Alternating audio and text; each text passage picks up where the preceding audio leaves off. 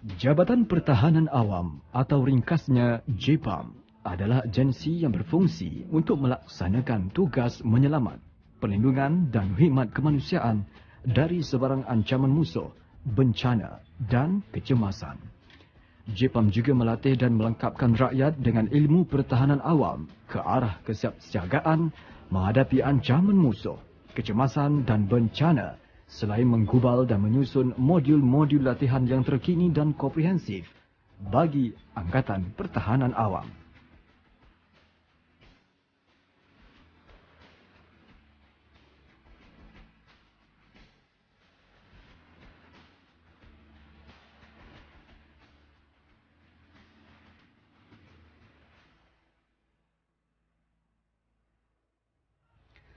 Selain itu, JPAM berperanan melatih seramai mungkin rakyat yang mempunyai pengetahuan dalam aspek keselamatan dan pertahanan awam seperti yang termaktub di bawah Seksyen 3-2C Akta Pertahanan Awam 1951, Akta 221. Justru berbeza dengan agensi keselamatan yang lain seperti Polis Diraja Malaysia dan Angkatan Tentera Malaysia. Tulang belakang pasukan JPAM ialah anggota masyarakat yang mahu memberi khidmat secara sukarela. Untuk melahirkan anggota dan sukarelawan yang terlatih, bahagian pengurusan latihan adalah bahagian yang dipertanggungjawabkan untuk mengkaji dan membuat penambahbaikan dasar latihan Jabatan Pertahanan Awam Malaysia. Misinya memastikan dasar latihan dipatuhi dan modul latihan JPAM diselaras dengan baik di seluruh negara. Seterusnya akan menghasilkan pegawai dan anggota yang berkemahiran dan cekap dalam melaksanakan tugas menyelamat.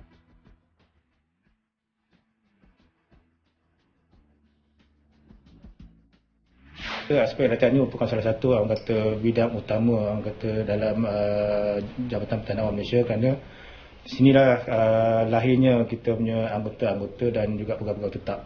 Di mana untuk memastikan anggota-anggota dan pegawai tetap ni adalah anggota yang mahir, berkemahiran tinggi dan mempunyai personaliti yang diperlukan bagi melaksanakan tugas Pertahanan Awam, maka perlulah kita adakan bahagian ini untuk memantau segala perjalanan-perjalanan berkaitan dengan latihan ataupun kursus-kursus.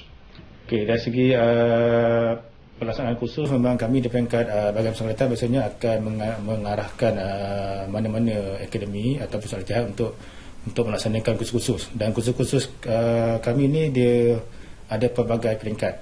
Ada yang kursus-kursus yang ditawarkan kepada pegawai tetap jabatan, ada yang ditawarkan kepada anggota-anggota sukarela, dan ada juga yang ditawarkan kepada orang awam.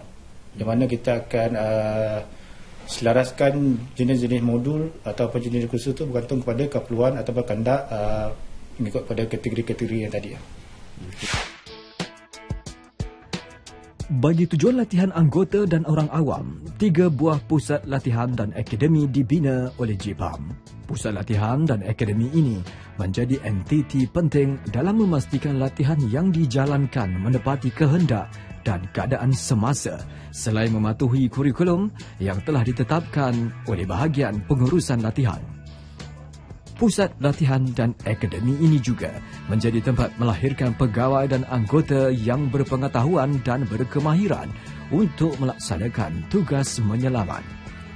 3 buah pusat latihan dan akademi itu ialah Akademi Latihan Pertahanan Awam Alfa yang terletak di Bangi, Selangor.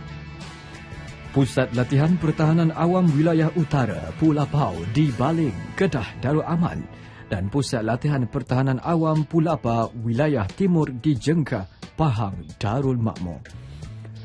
Pulapa Wilayah Timur dibina di atas tanah seluas 3.237 hektar di dalam kawasan milik Lembaga Kemajuan Tanah Persekutuan atau ringkasnya Felda Jengkah. Pulapa mula beroperasi secara rasmi pada 1 Julai 2002. Ia melalui beberapa fasa selaras dengan pemantapan latihan yang dikendalikan oleh JPAM. Pulapa pernah dikenali sebagai Kamp Latihan Pertahanan Awam pada tahun 2000 sehingga 2003. Kemudian dikenali sebagai Pulapa Jengkah, Pulapat dan terkini Pusat Latihan Pertahanan Awam Pulapa Wilayah Timur. Penjenamaan identiti ini sejajar dengan perkembangan sumber dan selaras dengan keperluan strategi Lautan Biru Kebangsaan (NPOS) Kementerian Dalam Negeri. Secara dasarnya, Pusat Latihan Pertahanan Awam Wilayah Jengka melatih anggota-anggota sukarelawan pertahanan awam yang telah menjalani kursus asas latihan di peringkat negeri, dan kemudian mereka akan menjalani latihan di pusat latihan, menjalani beberapa kursus yang mereka sendiri mintalah untuk menjalani kursus tersebut. Antaranya ialah kursus-kursus seperti pengurusan pusat pemindahan, kursus masakan kecemasan, kursus pengendalian peralatan operasi, dan beberapa kursus lain lagi lah, seperti kursus confined space dan melawan kebakaran dan sebagainya. Ada beberapa kursus lagi lah. Jadi visi kami ialah untuk melatih seberapa ramai orang awam dan juga anggota. Anggota itu ialah anggota JPAM dan juga orang awam, dan kita melatih orang awam untuk mendalami ilmu-ilmu pertahanan awam ini yang sangat luas lah. Kalau boleh kita lihat, ada ilmu balutan, ada ilmu memadam kebakaran, ada ilmu memasakan kecemasan itulah. Jadi kita secara tidak langsung memberikan pelbagai ilmu dan berbagai maklumat kepada orang awam. Dan khusus tidak terhad kepada anggota sukarelawan dan orang awam yang berminat untuk datang untuk menggunakan fasiliti dan juga untuk berkursus di sini juga digalakkan, sebab kita berada di bawah naungan One Malaysia Training Center. Jadi mereka boleh memohon di dalam laman web tersebut dan boleh menggunakan fasiliti kita lah untuk menjalankan kursus ataupun apa-apa aktiviti yang berkaitan. Pulapa Wilayah Timur beroperasi sebagai pusat latihan yang melatih warga pertahanan awam dan orang ramai dengan ilmu kemahiran mengikut peredaran zaman. Ia juga menyediakan kemudahan dan persekitaran latihan yang kondusif sekaligus meningkatkan kualiti latihan dan modal insan melalui gabungan elemen latihan fizikal, mental dan kerohanian. Pulapa Wilayah Timur menawarkan kursus latihan asas pertahanan awam kepada orang awam yang berminat untuk menyertai JPAM sebagai anggota sukarelawan. Mereka yang telah berdaftar akan melalui kursus latihan asas selama 16 jam sebelum layak untuk bergelar anggota sukarelawan pertahanan awam ASPA, Jabatan Pertahanan Awam Malaysia. Sebaik saja mendaftar, kursus asas dimulakan dengan sesi pengenalan asas pertahanan awam yang dilakukan di dalam bilik kuliah yang disediakan di Pulapa Wilayah Timur. Di dalam sesi pengenalan ini, peserta kursus diberikan maklumat dan pengetahuan mengenai sejarah dan latar belakang JPAM, pengetahuan mengenai elemen pertahanan awam dan teori mengenai asas-asas menyelamat. Selepas sesi bilik kuliah, peserta kursus akan didedahkan kepada asas pertolongan cemas.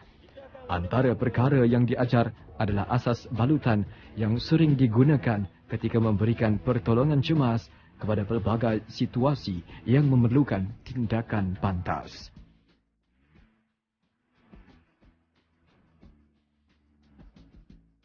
Bagi asas ikatan dan simpulan pula, peserta diperkenalkan kepada 10 jenis ikatan dan simpulan yang digunakan dengan meluas dalam pelbagai operasi menyelamat.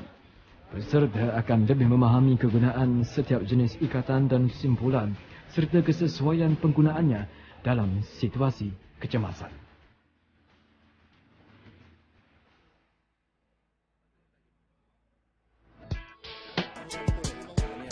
Seterusnya, peserta kursus akan dibawa ke fasiliti khas bagi menjalani kursus melawan kebakaran. Fasiliti yang direka bagi keperluan latihan melawan kebakaran itu dilengkapi pelbagai peralatan melawan kebakaran. Untuk tujuan latihan memadam kebakaran dan menyelamat mangsa kebakaran, sebuah objek seakan sebuah bangunan ringkas dibina bagi memberikan persekitaran yang menyerupai situasi sebenar apabila berlaku kebakaran. Saya masuk JPAM ni sebab saya nak belajar berkenaan dengan pengurusan bencana supaya saya boleh dapat menolong keluarga dan juga masyarakat lah. bila berlaku bencana. Dia mengajar kita berkenaan dengan orang kata merawat untuk kemalangan kecil, lebih kepada asas untuk benda tu boleh kita lakukan orang kata di rumah. Kalau anak kita kena kemalangan ke apa, kita boleh buat sendiri. Sebaik tamat kursus asas menyelamat, Pulapa Wilayah Timur menyediakan beberapa kursus untuk anggota sukarelawan dan anggota tetap. Antaranya kursus pengurusan bencana, pengurusan pusat pemindahan, pengendalian dan penyelenggaraan peralatan operasi, navigasi darat, menyelamat di ruang terhad dan menyelamat tempat tinggi. Kursus menyelamat di ruang terhad adalah kursus unik yang hanya dijalankan di Pulapa Wilayah Timur. Kemudahan fasiliti latihan simulasi menyelamat di ruang terhad ini diiktiraf oleh Institut Keselamatan dan Kesihatan Pekerjaan Negara atau NIOSH selain turut memenangi anugerah inovasi Kementerian Dalam Negeri. Kursus ini memberikan kemahiran kepada anggota JPAM untuk menyelamat di kawasan yang melibatkan ruang sempit yang selalu terjadi akibat bencana tanah runtuh, banjir dan runtuhan bangunan. Penyelamat 1 berjaya jumpa 2 kali mangsa, lelaki dan perempuan. 5 lah. Raja-raja bisa terima akhirnya teruskan operasi untuk mengeluarkan mangsa. Untuk makluman, Bako penyelamat 1 akan mengeluarkan 1 kali mangsa perempuan dahulu. Kecederaan mangsa, patah tulang firma apa?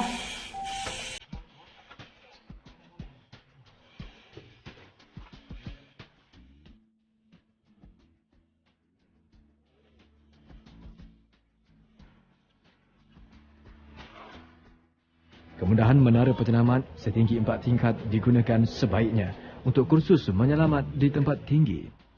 Anggota JPAM diberikan latihan dan kemahiran yang diperlukan bagi operasi menyelamat di tempat tinggi yang dilakukan apabila berlaku kemalangan dan kecemasan seperti terjatuh dalam gaung, bencana banjir, tanah runtuh dan tsunami. Antara teknik dipelajari adalah operasi mencari dan menyelamat, mendaki serta penggunaan alat alih ganti untuk menurunkan dan menaikkan mangsa.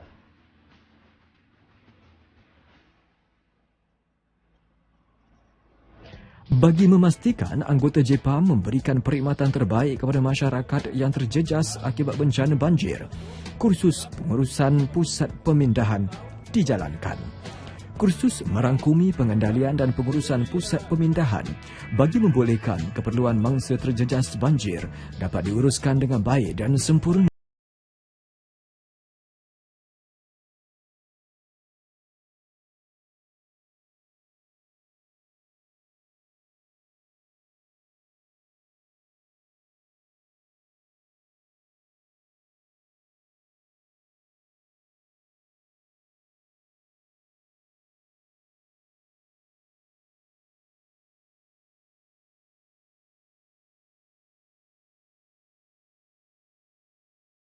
Sementara prototipe berkenaan akan digunakan oleh mangsa banjir untuk mewujudkan ruangan peribadi untuk digunakan oleh ahli keluarga, terutamanya golongan wanita.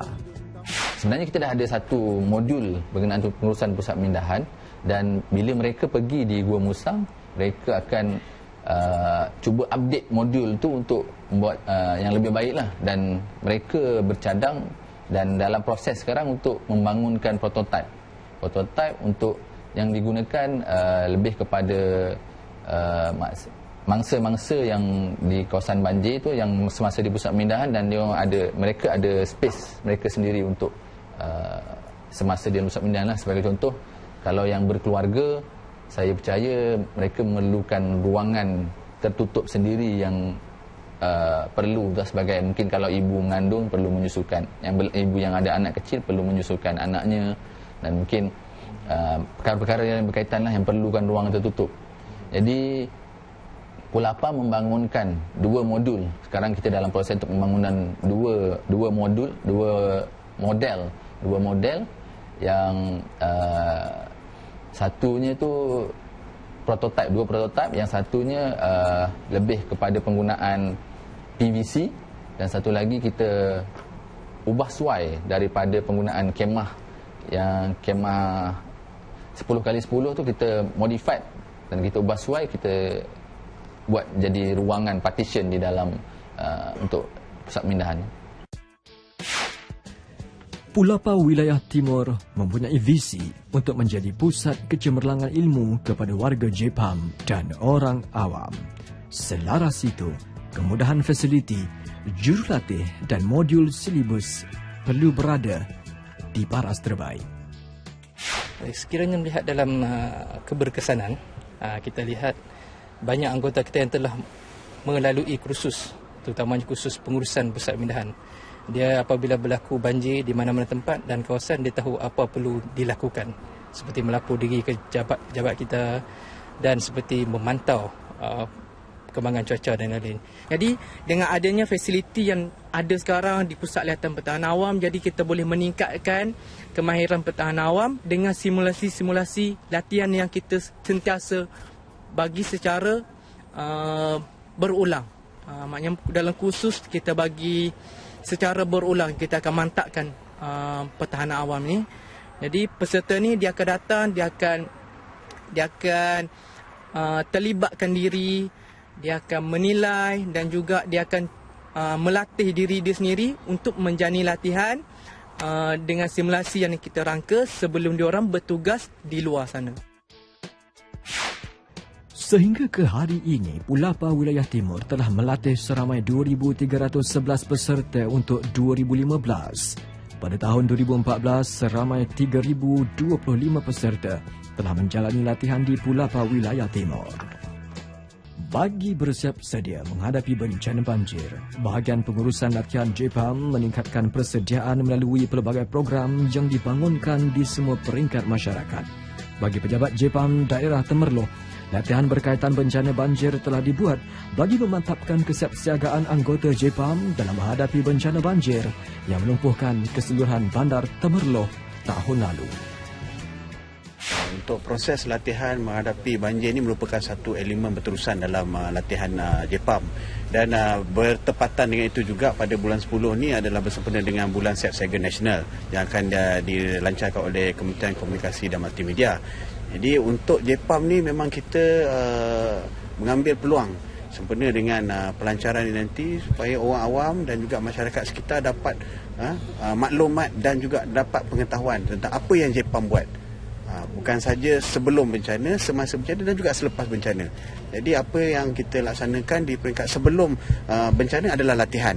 Semasa bencana kita beroperasi, menyelamat mangsa dan sebagainya. Dan selepas bencana kita laksanakan proses pasca bencana. Kita laksanakan proses pemulihan dan sebagainya supaya kemusnahan ataupun kehilangan harta benda itu dapat diminimumkan. Jadi secara tak langsung hubungan antara Jepam dan masyarakat ini merupakan satu hubungan yang sangat akrab lah. Bermula daripada sebelum bencana, semasa bencana dan juga selepas bencana. Antara latihan yang diberi fokus sebagai persiapan menghadapi banjir ialah pengendalian bot, pemindahan mangsa banjir dan asas menyelamat di air. Latihan pengendalian bot bertujuan untuk menjadikan anggota Jepam individu yang mahir dalam pengendalian bot bagi tugas menyelamat, perpindahan orang awam dan sebagainya. Latihan dijalankan dengan teliti di mana setiap aspek pengendalian bot termasuk cara mengawal bot di aliran air deras. Sebagai persediaan untuk memastikan kelancaran operasi pemindahan mangsa banjir ke pusat pemindahan sementara, latihan mengenai pemindahan mangsa banjir dijalankan. Latihan ini dibuat dengan mewujudkan simulasi situasi sebenar pemindahan orang awam dari jeti yang akan digunakan penduduk berhampiran apabila bencana banjir melanda. Keunikan Jepam yang menampilkan gerakan kesukarelawan sebagai antara elemen penting dalam menghadapi bencana dan krisis adalah hasil daripada pendidikan dan silibus program latihan yang terbaik.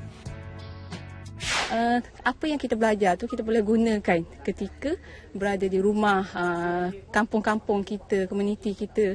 Dan saya sarankan pada setiap satu rumah tu ataupun remaja tu, joinlah Jepam supaya apa yang kita belajar atau apa yang kita pelajari daripada JPAM tu kita boleh gunakan bila berlakunya satu bencana, satu kecemasan itu sendiri. Okey, setakat ni sepanjang saya melibat dalam tahanan awam ni, okey, orang awam sambutan dia bagus dah. Okey, sebab dia nampak fungsi ataupun peranan tahanan awam tu dalam JPAM ni bagus lah. Dia kata bertindak cepat. Okey, selain daripada itu, dia kata banyak ilmu-ilmu ataupun pengetahuan yang dapat diorang dapat lah.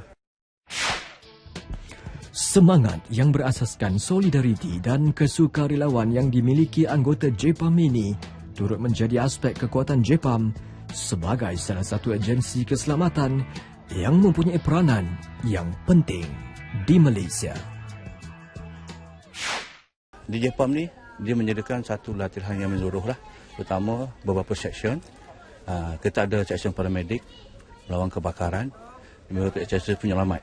Jadi daripada situlah menimbulkan minat saya.